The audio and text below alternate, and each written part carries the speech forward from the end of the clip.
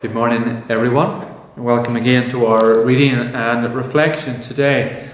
We have been looking this month at our mission, preaching each line of our mission to build community, strengthen worship, and grow in service. Today we're thinking about how we are going to grow in service. I might mention something at the start before I read. Next Sunday evening, which is the 3rd of October, we're having an evening in the parish to encourage people to bring their thoughts around how we as a parish might go forward. COVID's been a crazy time for all of the churches, but we've learned a lot about ourselves. But now we're at a place where we need to think about what next. How do we go forward?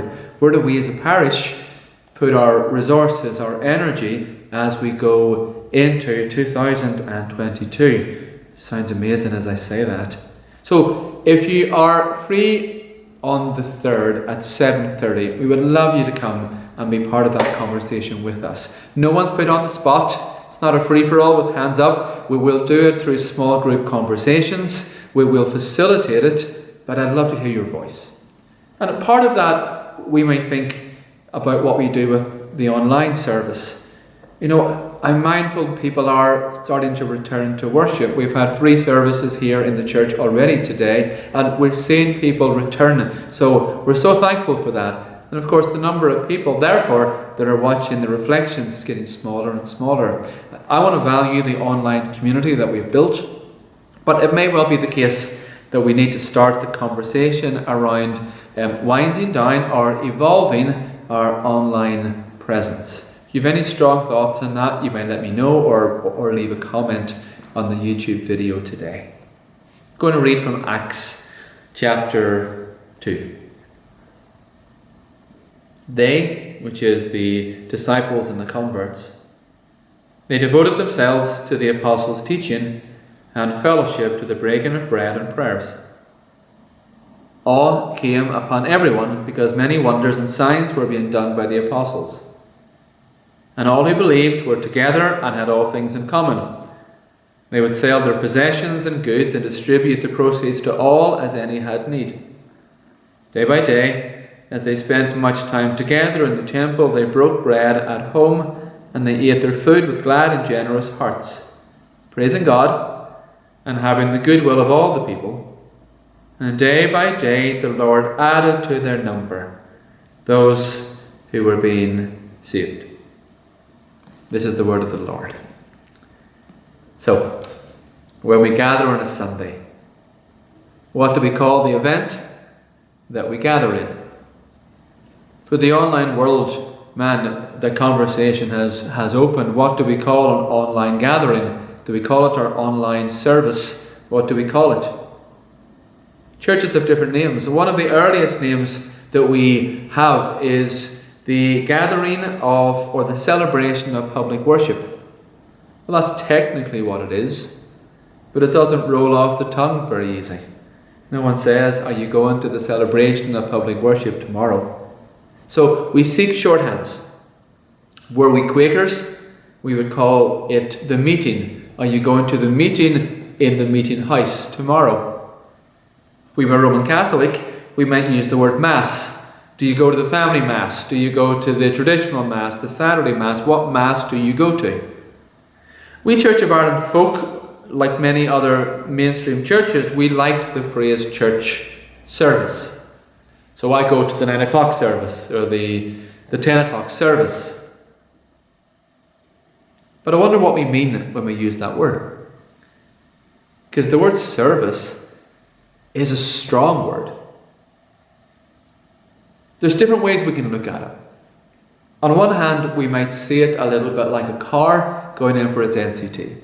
So you get that letter through the post, your car is due for NCT. The panic sets in. The first thing we do is we book the car in for a service. So a mechanic or someone who knows what they're doing has a look under the hood, look under the bonnet, and tops up the oil, fixes the water, does whatever needs to be done, gives the car a servicing so the car is fit for purpose. And we might see church like that. So I go to a church service and when I go there, it's to give my spirit a servicing.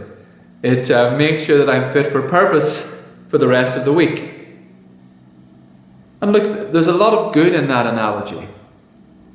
But there's also problems with it. And the problem with that analogy is that it might give the impression that church is some kind of service provider.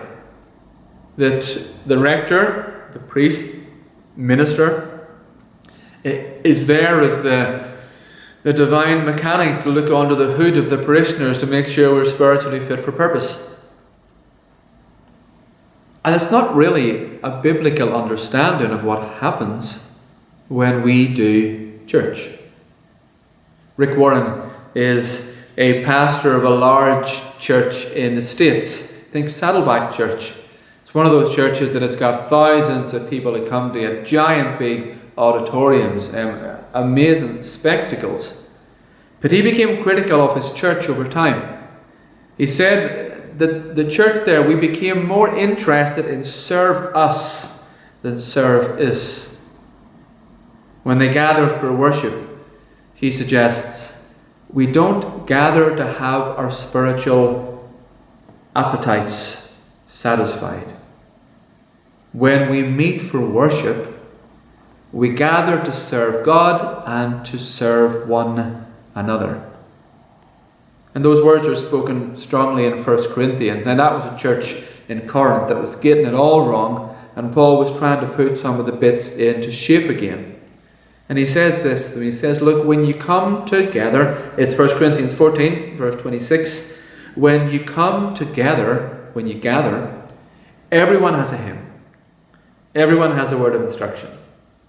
Everyone has a revelation. Everyone a tongue or an interpretation. And all must be done for the strengthening of the gathering or of the church. We don't come to church to be served. When we come to church, we come together to serve. However we look at the word church service, it's a good reminder that service is at the center of everything that we do. There are great symbols as you look around a church. There's the symbols behind me of the table.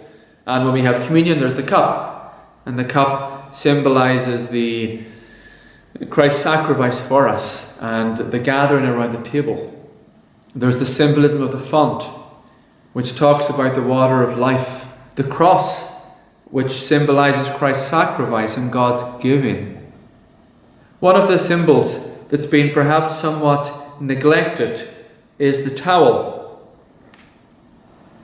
This is it here. And were I a deacon, I might remind you that the stole that I wear across me is actually a towel.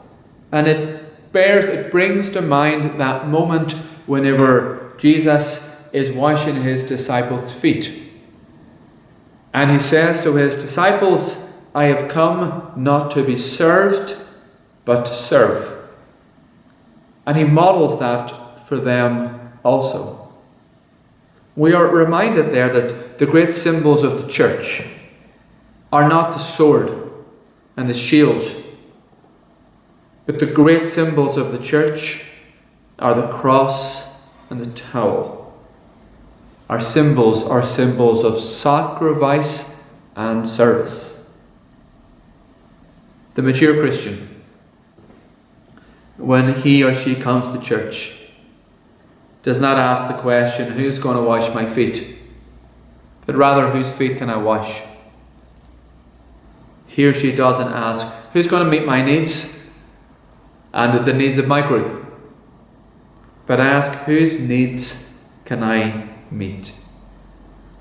Let me share with you a quote, and I've used this quote before, it's one of my favourites. Quotes are funny things.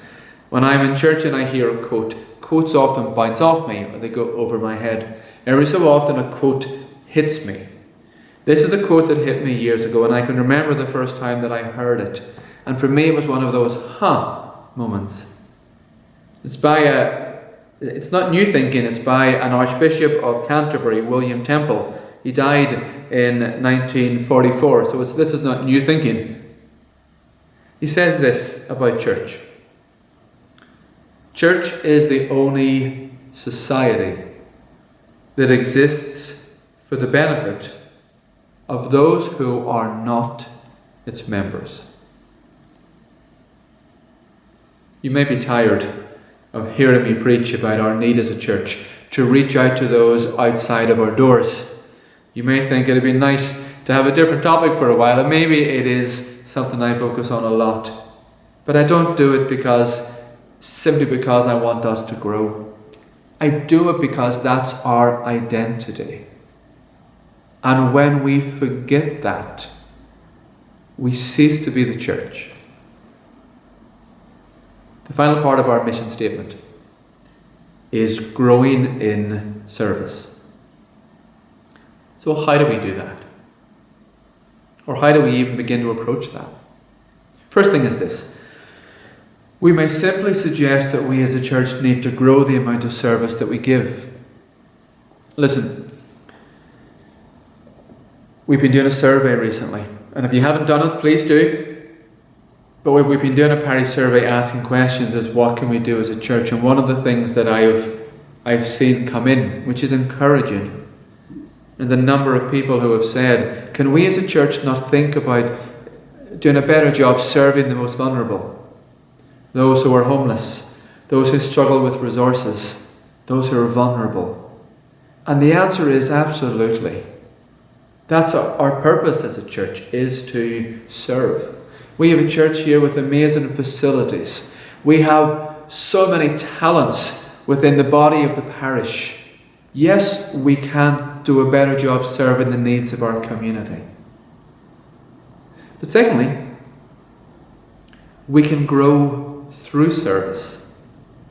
By serving other people, we grow.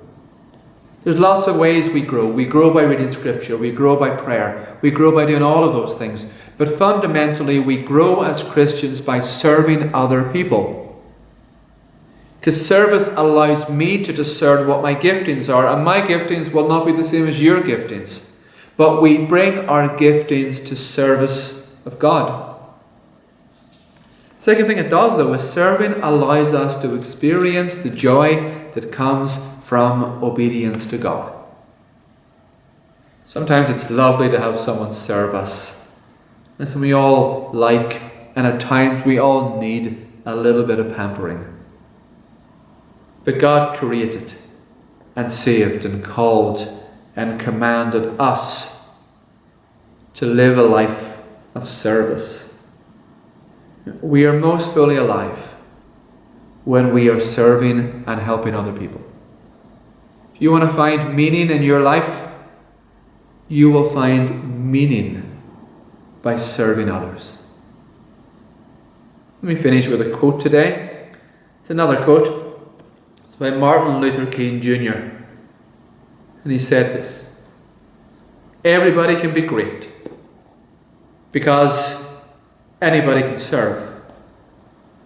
You don't have to have a college degree. You don't have to make your subject and verb agree to serve. You only need a heart full of grace and a soul generated by love. Amen. Take care, everyone.